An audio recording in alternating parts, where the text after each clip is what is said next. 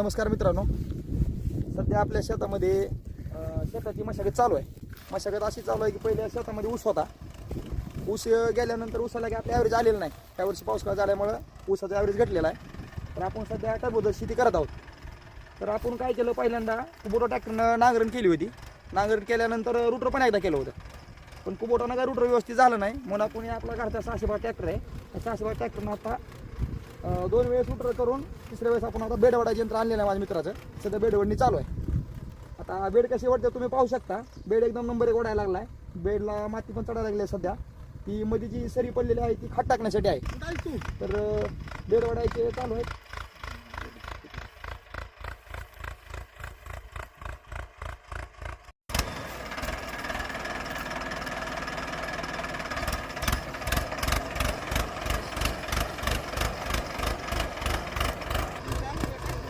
आता बघू शकता तुम्ही, आता सध्या बेड ओढून झाले आहेत. तर दोन्ही बेडमधील अंतर 5 ते 6 फूट असावे. याचे कारण का असावे, तर आता सध्या उन्हाळी पीक आहे. उन्हाळी पीक असल्यामुळे वेलाची वाढण्याची क्षमता जास्तीत जास्त असते. मध्ये अंतर भरपूर राहिल्यानंतर वेल भरघोसून असे माल फीलमध्ये राहण्यासाठी काय प्रॉब्लेम येत नाही, व्यवस्थित आहे. उंची बेडची राहावी कमीत कमी 1.25 फूट ते 1.5 फुटापर्यंत. आणि त्याच्यापेक्षा जास्त गेली तर मग तुम्हाला मल्चिंग पुरणार नाही, वरती प्रॉब्लेम येणार, पाणी पुरणार नाही तेवढं.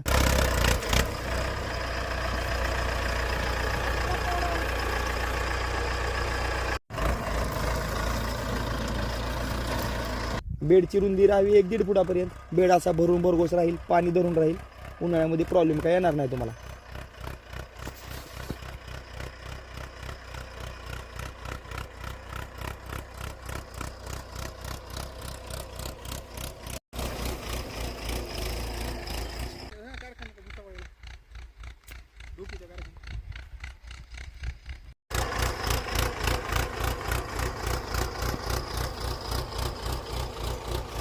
आता बघा, बेड ओढत असताना ट्रॅक्टर आपलं खालच्या कडाला गेलेलं आहे. तिकडं ट्रॅक्टर गेल्यानंतर ट्रॅक्टर तुम्ही बांधवून वळवा. ट्रॅक्टर वावरातून वळवू नका. वावरातून वळल्यानंतर काय होतं, तुम्ही रिवर्स टाकला डबल बेडवर जाणार, ती बेड मोडणार, डबल तुम्हालाच माणसं लावून ओढावं लागणार.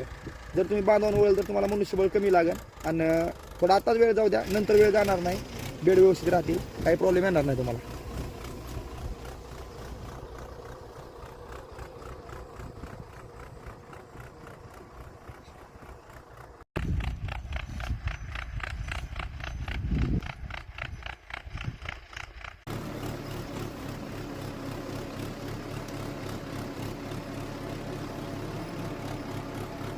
आता आपल्याला खताच्या व्यवस्थापनामध्ये काय काय करायचे बघा. आपल्याकडे जर शेतात जर कुजलेले शेणखत असेल तर तुम्ही 3-4 ट्रॅक्टर एकरी शेणखत टाकून घ्या. याचे कारण काय की तुम्हाला रासायनिक खत जास्त टाकायची गरज पडणार नाही. शेणखताने शेती चांगली होते, बुजबुजीत राहते. आणि जर तुम्हाला शेणखत टाकून पण जर खत टाकायचं असेल तर तुम्ही DAP घेऊ शकता, पोटॅश घेऊ शकता, सुपर घेऊ शकता, लिंबोळी खत घेऊ शकता. त्यानं काय होईल, जमीन बुजबुजीत राहील.